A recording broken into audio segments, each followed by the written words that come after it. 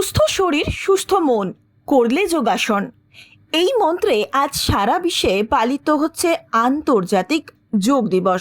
চারিদিকে দূষণ আবহে এই স্বাস্থ্য সচেতনতামূলক দিবসে বিশেষ যোগ কর্মসূচিতে সামিল হলো পটাশপুর থানার অন্তর্গত ইটাচনা প্রাথমিক বিদ্যালয়ের শিশু সংসদের ছাত্রছাত্রীরা।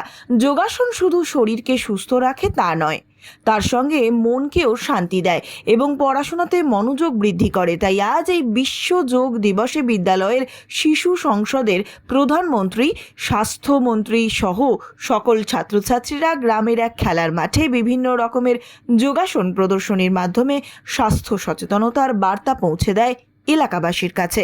বিদ্যালয়ের প্রায় 70 জন ছাত্রছাত্রী বিভিন্ন যোগাসন প্রদর্শন করে। এই যোগ দিবস উদযাপনে স্কুলের ছাত্রছাত্রীদের মধ্যে উৎসাহ ছিল চোখে পড়ার মতন।